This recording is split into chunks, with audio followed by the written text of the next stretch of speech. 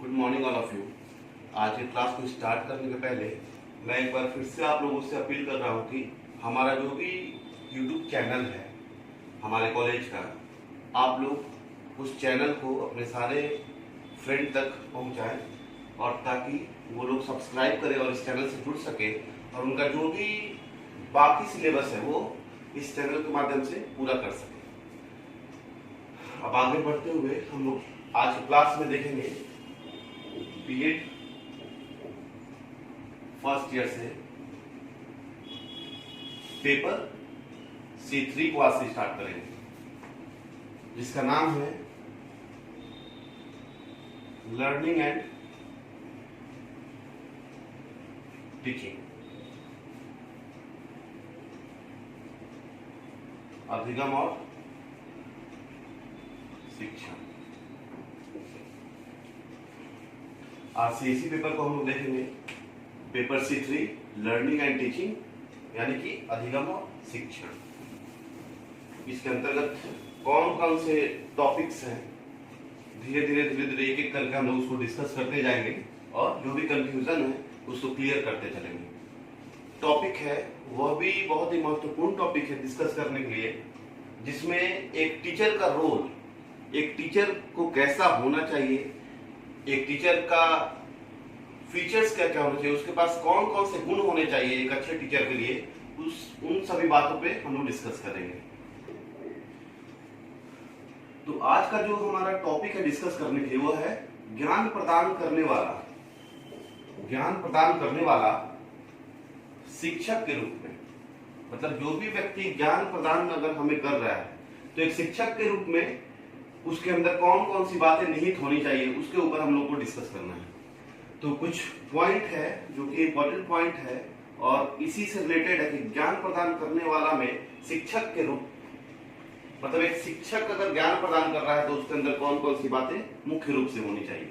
तो पहला जो पॉइंट वह है कि शिक्षक सूचना देने वाला, अर्थात जो भी टीचर है तो उसका जो पहला फीचर्स है वो होना चाहिए कि वो एक इंफॉर्मेशन गिवर हो, अर्थात किसी भी नए या पुराने सूचना को, जिस सूचनाओं का विद्यार्थियों को सख्त आवश्यकता है, उस सूचनाओं को विद्यार्थियों तक पहुंचाने का काम किसका होना चाहिए? टीचर का होना चाहिए। तो एक टीचर हमेशा सूचना देने वाला हो। दूसरा है शिक्षक साधन उपलब्ध कराने वाला हो, अर्थात एक अच्छा फैसिलिटेटर हो, बच्चों को अच्छा फैसिलिटी देने वाला हो। कोई भी साधन की आवश्यकता है, कोई भी इक्विपमेंट की आवश्यकता है, कोई भी TLM टीचिंग लर्निंग मटेरियल की आवश्यकता है, तो शिक्षक का यह परम कर्तव्य है कि वो अपने विद्यार्थियों तक उन सारे साधनों को सरलता पूर्वक आसानी से पहुंचा सके। तीसरा जो पॉइंट है, शिक्षक शिल्पकार के रूप में, स्कल्प्टर। एक टीचर को हमेशा शिल्पकार इसलिए माना गया है क्योंकि शिल्पकार का क्या काम है? शिल्पकार का काम है मूर्ति बनाना, और किसी भी पत्थर को या किसी भी मिट्टी के ढेले से शिल्पकार क्या करता है? एक सुंदर सा आकृति वाला मूर्ति बनाता है। वैसे ही टीचर का भी यह काम है, टीचर के अंदर यह बात निहित होनी चाहिए कि वह एक शिल्पकार के रूप में काम करे और बच्चों के ऊपर ऐसा काम करे कि बच्चे का सर्वांगीण विकास हो सके और समाज को जिन बच्चों की आवश्यकता है वो टीचर फुलफिल कर सके। तो शिक्षक को हमेशा एक शिल्पकार की तरह काम करना चाहिए। उसके बाद है शिक्षक प्रबंधक के रूप में, अर्थात एक टीचर को हमेशा मैनेजमेंट अच्छे तरीके से चलाना चाहिए, एक मैनेजर के रूप में काम करना चाहिए। बच्चों के साथ मिलके ये चीज को देखना चाहिए कि बच्चों को कहाँ कठिनाई आ रही है, बच्चों को कहाँ दिक्कतें आ रही है, उन सारी दिक्कतों को कैसे कम कर सकता है। अपने प्रबंधन के गुणों के द्वारा शिक्षक उन सारे कठिनाइयों को कम कर सकता है। उसके बाद है शिक्षक मार्गदर्शक के रूप में, एक टीचर को हमेशा एक अच्छा गाइडर होना चाहिए। अगर बच्चे गलत रास्ते पे जा रहे हैं तो वो गलत रास्ता को सही रास्ता कौन करेगा? टीचर करेगा। और उन सही रास्तों पे बच्चों को चलाने का काम किसका है? टीचर का है। क्योंकि हमारे समाज में जो भी बच्चों को विद्यालय भेजा जाता है यही सोच के भेजा जाता है कि बच्चे अच्छे गुणों को प्राप्त करेंगे और अपने भविष्य को उज्जवल बनाने का काम करेंगे। तो एक शिक्षक को अच्छा मार्गदर्शक होना अति आवश्यक है। फिर है कि शिक्षक मित्र के रूप में, टीचर कोई भी हो, स्टूडेंट से रिलेशन उसका कैसा होना चाहिए? मित्रता पूर्वक,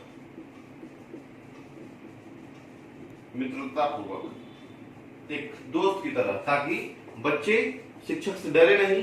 कोई भी कठिनाई, कोई भी परेशानी, कोई भी प्रॉब्लम आए तो वो बच्चे अपने शिक्षक से डिस्कस करें और उन कठिनाइयों को दूर करने का काम करें। उसके बाद है शिक्षक दार्शनिक के रूप में। एक टीचर को हमेशा एक अच्छा फिलोसफर माना जाता है। फिलोसफर इसलिए ताकि किसी भी बिंदु पर, किसी भी बात पर वो अपने स्टूडेंट्स को अच्छे तरीके से समझा सके, किसी भी बात का जो इंपॉर्टेंस है वो बच्चों तक पहुंचा सके। तो वो कब पहुंचाएगा? जब एक टीचर अच्छा फिलोसफर होगा, अच्छा सोच विचार रखने वाला होगा। उसके बाद है शिक्षक समुदाय के लिए ज्ञान का स्रोत। ये बात भी सही है कि एक टीचर हमेशा ज्ञान का स्रोत होता है। किसके लिए? समुदाय के लिए, क्योंकि समुदाय के अंतर्गत ही विद्यालय आता है। हम यहाँ देख सकते हैं मैप से, समुदाय के अंतर्गत विद्यालय आता है और विद्यालय के अंतर्गत शिक्षक आता है और शिक्षक के अंतर्गत शिक्षार्थी। तो ये जो हमारा साइकिल है, 1 नंबर, 2 नंबर, 3 नंबर और ये 4 नंबर। सबसे पहले समुदाय, समुदाय के अंतर्गत विद्यालय आता है। विद्यालय में काम करते हैं शिक्षक, और शिक्षक किसके ऊपर काम करते हैं? शिक्षार्थी, विद्यार्थी के ऊपर। तो कहीं ना कहीं ज्ञान का जो स्रोत है वो किसको माना गया है? शिक्षक को। और किसके लिए? शिक्षार्थी के लिए। और शिक्षार्थी कहां से आए हैं? समुदाय से। तो शिक्षक समुदाय के लिए ज्ञान का स्रोत। एक टीचर को हमेशा main source of knowledge for the society, ऐसा भावना उसके अंदर निहित होना चाहिए। और ज्ञान का जो सोर्स है, जहां से ज्ञान की उत्पत्ति हो रही है, वो किसके लिए? समुदाय के लिए। कौन ज्ञान देता है? शिक्षक ज्ञान देता है। तो शिक्षक समुदाय के लिए ज्ञान का स्रोत होता है। उसके बाद शिक्षक समाज के निर्माता के रूप में, बिल्डर ऑफ द सोसाइटी। यह बात भी सही है कि टीचर को हमेशा समाज का निर्माता माना गया है, क्योंकि विद्यालय के अंतर्गत इस समाज के विभिन्न परिवेश से आए हुए बच्चे आते हैं और वे बच्चे ही भविष्य के समाज हैं। और उन बच्चों को प्रॉपर गाइड करके उनको प्रॉपर चैनल पे लाना किसका काम है? एक टीचर का काम है। तो टीचर कहीं ना कहीं समाज के निर्माण में बहुत ही महत्वपूर्ण योगदान अपना देता है और उसे देना भी चाहिए। तो हम कह सकते हैं कि ज्ञान प्रदान करने वाला शिक्षक के रूप में, एक शिक्षक के रूप में अगर कोई भी व्यक्ति है तो वह समाज का निर्माता उसे होना चाहिए। उसके बाद है शिक्षक प्रशिक्षक के रूप में। तो टीचर एज अ कोच, एक टीचर को हमेशा अपने स्टूडेंट के कोच के रूप में रहना चाहिए। हर एक छोटे से छोटे, बड़े से बड़े मूवमेंट में एक टीचर को अपने स्टूडेंट के साथ खड़ा होना चाहिए। और कोई भी गलती हो या कोई भी अधिकता हो जाए बच्चों से, तो उसको प्रॉपर चैनल पे लाने का काम एक टीचर को करना चाहिए। अब जो नेक्स्ट है वो है शिक्षक छात्र के विश्वास पात्र के रूप में, अर्थात कॉन्फिडेंट ऑफ द स्टूडेंट। एक टीचर को हमेशा कैसा होना चाहिए? विश्वास पात्र होकर रहना चाहिए। किसके लिए? छात्रों के लिए, ताकि छात्र अपने टीचर्स पे विश्वास कर सके और कॉन्फिडेंट होके अपने टीचर के लिए कहीं भी खड़े हो सके। उसके बाद है शिक्षक एक जनतांत्रिक के रूप में, अर्थात एक टीचर को हमेशा डेमोक्रेटिक होना चाहिए। एक शिक्षक को हमेशा डेमोक्रेटिक होना चाहिए, वो जनतांत्रिक होना चाहिए। अर्थात क्योंकि विद्यालय में बहुत धर्म, बहुत जाति के लोग आते हैं, बच्चे आते हैं, तो एक टीचर को सबों के प्रति प्रेम सद्भाव की भावना रखनी चाहिए। उसके बाद है शिक्षक छात्रों के आत्मसम्मान के रक्षक के रूप में। एक टीचर को हमेशा अपने छात्रों का जो आत्मसम्मान है उसका रक्षक होना चाहिए, ताकि जो भी बच्चों का अपना सेल्फ रिस्पेक्ट है उसको बनाने का काम किसको करना चाहिए? एक टीचर को करना चाहिए, जिसको हम कह भी सकते हैं ego supporter of the students. अब ईगो 2 टाइप के होते हैं, एक तो पॉजिटिव और एक निगेटिव। तो अगर पॉजिटिव ईगो हुआ तो बच्चे सही दिशा में काम करेंगे पूरे फोर्स के साथ, और वही अगर निगेटिव ईगो हुआ तो बच्चे गलत दिशा में कदम रख देंगे। तो कहीं ना कहीं एक शिक्षक को रक्षक का काम करना चाहिए, जो बच्चे के आत्मसम्मान को रक्षित कर सके।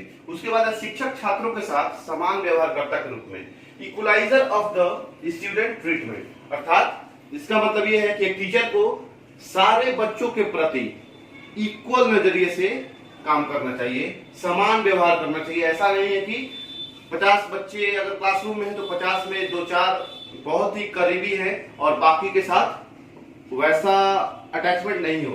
तो एक टीचर को सारे बच्चों के साथ अटैचमेंट एकदम समान रूप से होना चाहिए। उसके बाद है शिक्षक परामर्शकर्ता के रूप में, एक टीचर को हमेशा एक अच्छा काउंसलर माना गया है। काउंसलर से मीन्स है कि एक टीचर बच्चों को अच्छा से अच्छा परामर्श दे सके ताकि बच्चों का भविष्य उज्जवल हो सके। बच्चों को क्या करना है, अभी क्या करना है, इन फ्यूचर क्या करना है, यह सब परामर्श कौन देगा? एक टीचर देगा, एक शिक्षक देगा। तो एक शिक्षक अच्छा परामर्शकर्ता के रूप में होना चाहिए। उसके बाद है शिक्षक नवाचारकर्ता के रूप में होना चाहिए, अर्थात एक टीचर को हमेशा इनोवेटर का काम करना चाहिए, इनोवेटिव बातों का ध्यान रखना चाहिए। तो कहीं ना कहीं जब एक टीचर इनोवेटर का काम करेगा तो बच्चे भी सृजनशील होंगे और नए नए कामों को करने के लिए कुछ क्रिएटिविटी का काम करेंगे। उसके बाद शिक्षक अभिभावक के रूप में, एक टीचर को हमेशा एक पेरेंट का रोल अदा करना चाहिए, क्योंकि विद्यालय में टीचर ही बच्चों का माता पिता माना जाता है, बच्चों का बड़ा माना जाता है और बच्चों का अभिभावक माना जाता है। तो एक टीचर को हमेशा अभिभावक का काम करना चाहिए। उसके बाद लास्ट जो पॉइंट है वह है शिक्षक पंथ निरपेक्षित के रूप में, अर्थात यहाँ पे सेक्युलरिज्म की बात की गई है। तो जो भी पंथ निरपेक्षित है, जैसे हमारा देश भारत पंथ निरपेक्ष राष्ट्र है और यहाँ पे बहुत सारे धर्म, बहुत सारे जाति के लोग एक ही राष्ट्र में रहते हैं और इस भारत देश में किसी भी जाति, किसी भी धर्म के लोगों को रहने का आजादी है। तो सेकुलरिस्ट का जो बात है कि एक टीचर हमेशा पंथ निरपेक्षित होना चाहिए, अर्थात क्लासरूम में अगर एज अ टीचर अगर हम क्लासरूम में गए और बाय बर्थ अगर हम हिंदू हैं, तो ऐसा नहीं होना चाहिए कि सिर्फ हिंदू बच्चों पे ही ध्यान दें और सिख, मुस्लिम, क्रिश्चियन इन सारे बच्चों को दरकिनार कर दे। ऐसा नहीं होना चाहिए। अगर वहां पे बस एक भावना यही होना चाहिए कि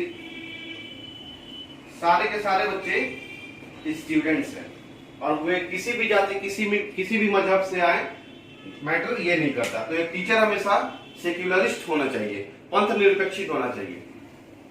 तो आशा करता हूं मैं कि ये जो टॉपिक आज हम लोग C3 का डिस्कस किए हैं, ज्ञान प्रदान करने वाला एक शिक्षक के रूप में, सारे लोगों को जो भी कंफ्यूजन्स होंगे इसमें पता चल गए होंगे और वो कंफ्यूजन दूर भी हो गए होंगे और आई थिंक कि सब लोग समझ गए होंगे। अब नेक्स्ट क्लास में जो हम लोग देखेंगे C3 से ही क्वालिटीज